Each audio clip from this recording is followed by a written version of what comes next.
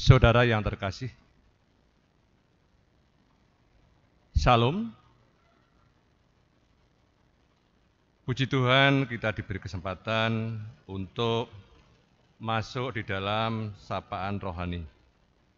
Sapaan rohani pada saat ini terambil dari Galatia 6 ayat yang ke-9.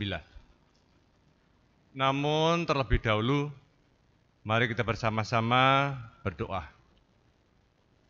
Tuhan Allah Bapa kami yang ada di surga, Tuhan yang kami sembah, kami kenal di dalam nama Tuhan kami Yesus Kristus.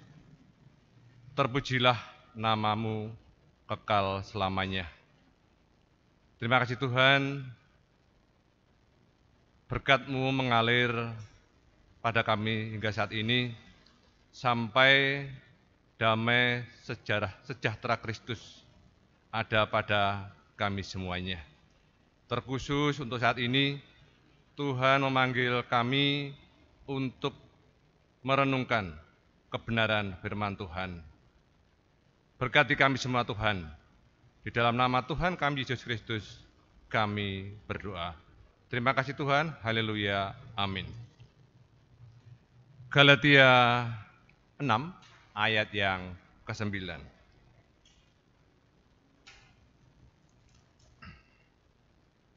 Janganlah kita jemu-jemu berbuat baik, karena apabila sudah datang waktunya, kita akan menuai jika kita tidak menjadi lemah. Menabur kebaikan, itu tema kita saat ini. Jangan jemu-jemu, terus lakukan. Tidak menahan berbuat baik dan jangan henti-hentinya. Karena berbuat baik itu menunjukkan ketaatan, menunjukkan kepatuhan kepada Tuhan. Sebab berbuat baik itu adalah perintah yang harus kita taati. Tidak menunggu waktu kapan kita berbuat baik. Saudaraku yang terkasih, salah satu panggilan kehadiran gereja, kehadiran kita sebagai orang Kristen di tengah masyarakat atau di tengah-tengah keluarga adalah menjadi berkat bagi orang lain, khususnya bagi orang-orang yang miskin, tanda kutip. Miskin yang saya maksud di sini adalah bukan hanya terbatas yang berkaitan dengan materi, pemenuhan makan saja. Bisa saja orang yang miskin itu bisa miskin karena kebenaran, miskin karena ilmu, bahkan krisis dalam sopan santun dan tidak mempunyai rasa hormat dan sebagainya. Kita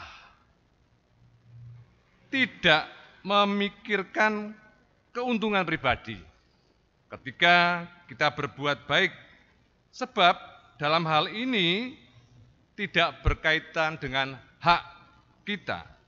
Kita berbuat baik tidak berkaitan dengan kapan kita menerima hak kita, tetapi berbuat baik itu adalah ucapan syukur kepada Tuhan. Anda yang percaya kepada Yesus adalah imamat yang rajani. Tertuang dalam 1 Petrus ayat 1 Petrus 2 ayat yang ke-9. Yang dalam bahasa Ibrani disebut Wa-Yisra, yang artinya Tuhan memanggil. Dipanggil untuk melakukan perbuatan besar. Ada pertanyaan Bapak Ibu dan saudara terkasih, perbuatan besar itu yang seperti apa? Memang ada perbuatan-perbuatan yang dikatakan besar. Di antaranya yang utama dan yang paling pertama adalah percaya kepada Tuhan Yesus sebagai juru selamat kita.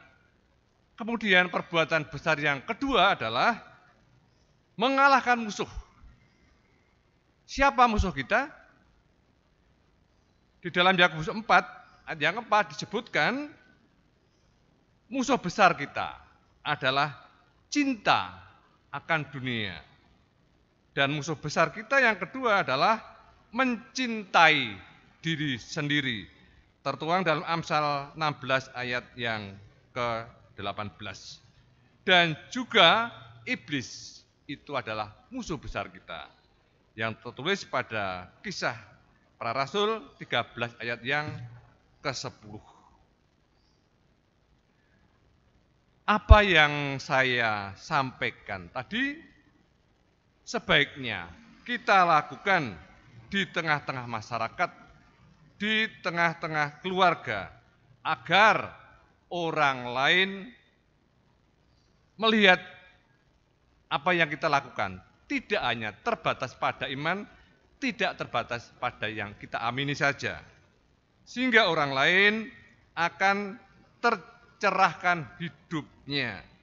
Orang-orang miskin akan berkecukupan.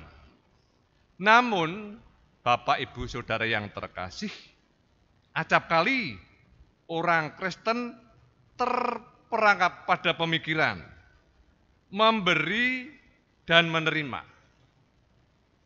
Apa untungnya pemikiran demikian? Apa untungnya kalau saya memberi? Apa akibatnya buat saya kalau kita mengulurkan tangan? Padahal, Bapak Ibu yang terkasih, menaburkan kebaikan tidak sama dengan kita berinvestasi di dalam dunia bisnis. Selalu mendapatkan keuntungan dan kapan akan keluarnya, bahkan keuntungan itu bisa kita prediksi. Sebagai contoh, seorang petani atau pengrajin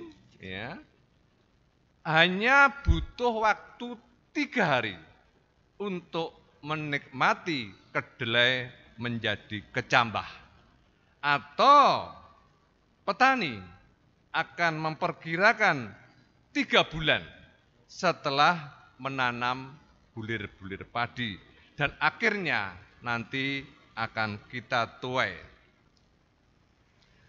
Atau berapa lama kita menerima kebaikan? Colong lagi, kapan atau berapa lama lagi setelah kita menabur kebaikan kita akan menuai? Saudara yang terkasih, menabur butuh harga yang harus dibayar, atau menabur butuh pengorbanan.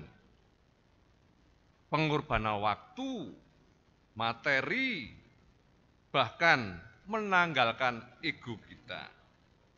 Menabur ada waktu untuk menunggu. Sesungguhnya petani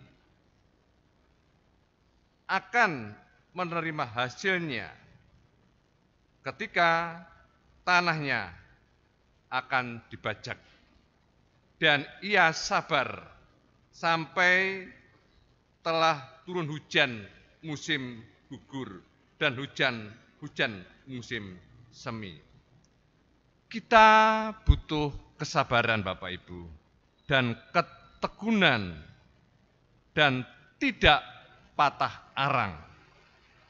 Banyak orang Kristen tak sabar menunggu waktu Tuhan, dan karenanya ketidaksabaran ini mereka tidak